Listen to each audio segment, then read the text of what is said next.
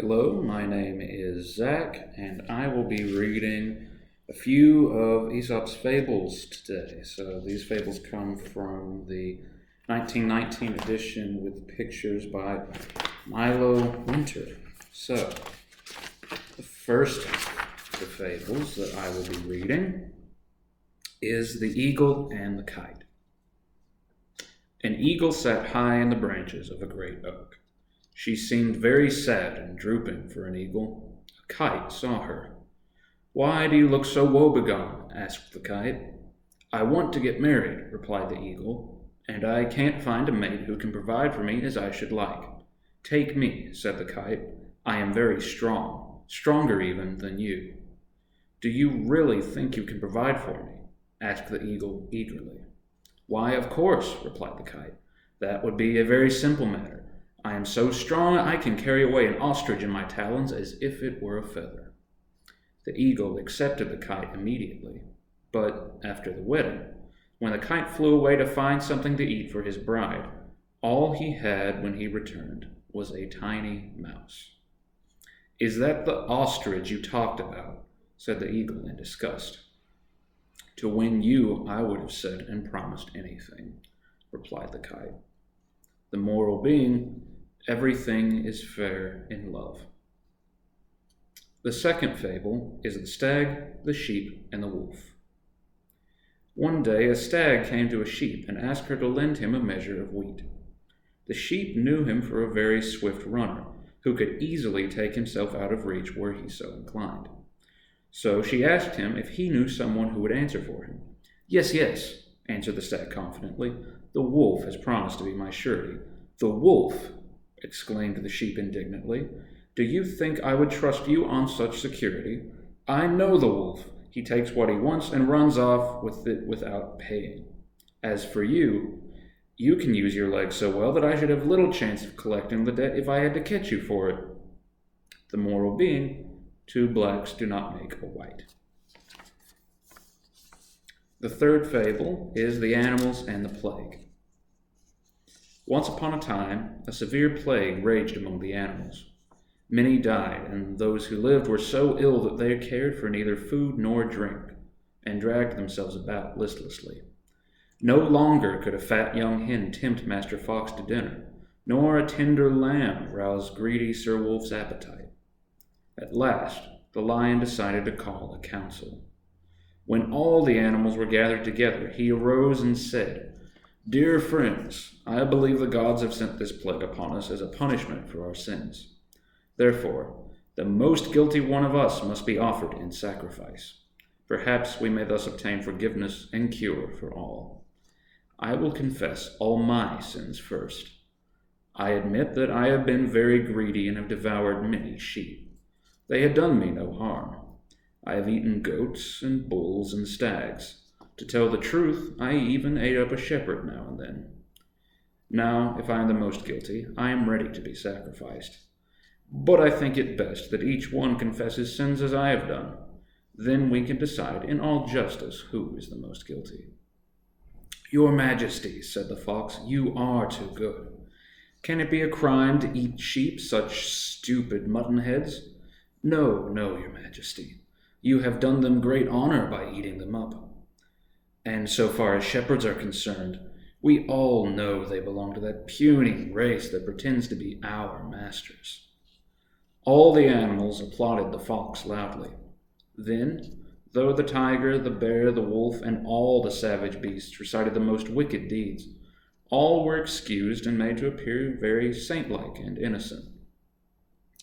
It was now the ass's turn to confess. "I remember," he said guiltily, "that one day as I was passing a field belonging to some priests, I was so tempted by the tender grass and my hunger that I could not resist nibbling a bit of it. I had no right to do it, I admit." A great uproar among the beasts interrupted him. Here was the culprit who had brought misfortune on all of them.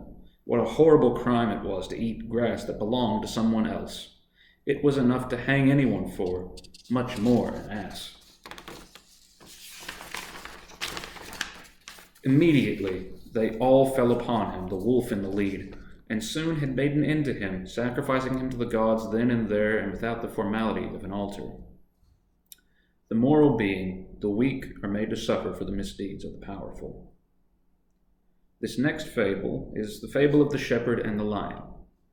A shepherd, counting his sheep one day, discovered that a number of them were missing. Much irritated, he very loudly and boastfully declared that he would catch the thief and punish him as he deserved. The shepherd suspected a wolf of the deed, and so set out toward a rocky region among the hills, where there were caves infested by wolves. But before starting out, he made a vow to Jupiter that if he would help him find the thief, he would offer a fat calf as a sacrifice. The shepherd searched a long time without finding any wolves, but just as he was passing near a large cave on the mountainside, a huge lion stalked out, carrying a sheep. In great terror, the shepherd fell on his knees. "Alas, O Jupiter, man does not know what he asks. To find the thief, I offered to sacrifice a fat calf. Now I promise you a full-grown bull if you but make the thief go away." The moral being, we are often not so eager for what we seek after we have found it. Do not foolishly ask for things that would bring ruin if they were granted. The next fable is that of the dog and his reflection. A dog, to whom the butcher had thrown a bone, was hurrying home with his prize as fast as he could go. As he crossed a narrow footbridge, he happened to look down and saw himself reflected in the quiet water as if in a mirror. But the greedy dog thought he saw a real dog carrying a bone much bigger than his own. If he had stopped to think, he would have known better. But instead of thinking, he dropped his bone and sprang at the dog in the river, only to find himself swimming for dear life to reach the shore. At last, he managed to scramble out, and as he stood sadly, thinking about the good bone he had lost, he realized what a stupid dog he had been. The moral: it is very foolish to be greedy. And the last of the fables I'm reading in this segment is one that many of you will know quite well, and that is The Hare and the Tortoise. A hare was making fun of the tortoise one day for being so slow. "Do you ever get anywhere?" he asked with a mocking laugh. "Yes," replied the tortoise, "and I get there sooner than you think. I'll run you a race and prove it." The hare was much amused at the idea of running a race with the tortoise, but for the fun of the thing, he agreed. So the fox, who had consented to act as judge, marked the distance and started the runners off. The hare was soon far out of sight, and to make the tortoise feel very deeply how ridiculous it was for him to try a race with the hare, he lay down beside the course to take a nap until the tortoise should catch up. The tortoise, meanwhile, kept going slowly but steadily, and after a time passed the place where the hare was sleeping. But the hare slept on very peacefully, and when at last he did wake up, the tortoise was near the goal. The hare now ran his swiftest, but he could not overtake the tortoise in time. And this moral is that the race is not always to the swift. Thank you for watching. Hope that you turn into our next video in this series of Aesop's Fables. Have a good day.